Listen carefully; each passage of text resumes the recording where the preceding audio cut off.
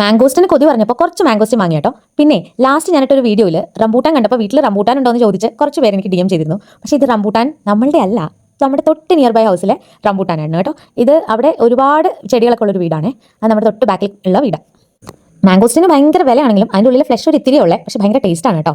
അങ്ങനെ മാംഗോസ്റ്റിനൊക്കെ കഴിച്ചിട്ട് ഞങ്ങളൊന്ന് പുറത്തോട്ട് ഇറങ്ങി. നമ്മുടെ തൊട്ടിപ്പുറത്തെ വീട്ടിൽ 1-2 കുട്ടികളുണ്ട്. ഇതാണ് തനേക്കുട്ടൻ, പിന്നെ കേശുണ്ട്. അങ്ങനെ അവർ വീട്ടിലോട്ട് വന്നു. തനയുടെ കുഞ്ഞു പല്ല് വെച്ച് തേജിനൊരു കടി കിട്ടി. അതിൻ്റെ വിഷമത്തിലിരിക്കുന്ന ഇരിപ്പാണത് കേട്ടോ. പിന്നെ നേരെ ഞങ്ങൾ വൈകുന്നേരത്തെ പണിയിലോട്ട് കടന്നു.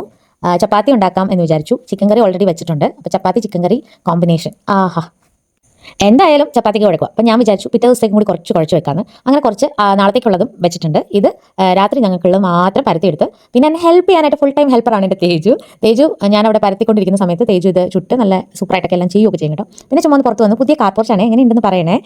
പണിയെല്ലാം കഴിഞ്ഞാൽ പിന്നെ സിജാടൻ വരാനുള്ള കാത്തിരിപ്പാണ്. അങ്ങനെ ആളെത്തിയിട്ടുണ്ട്. അങ്ങനെ ഞങ്ങൾ ഫുഡൊക്കെ കഴിച്ച് ഒരു സാറ്റർഡേ ഈവനിങ് ആയത് കാരണം പിറ്റേ ദിവസം പോകണ്ടാത്തത് കൊണ്ടും നമ്മൾ ആടിപ്പാടി പതിയെ TV ഒക്കെ കണ്ട് അങ്ങനെയാണ് ഫുഡ് കഴിക്കാറ്. അല്ലെങ്കിൽ 10 മണി എന്ന് പറയുന്ന ഒരു സമയമുണ്ട് ഞങ്ങൾ കിടന്നുറങ്ങും കേട്ടോ.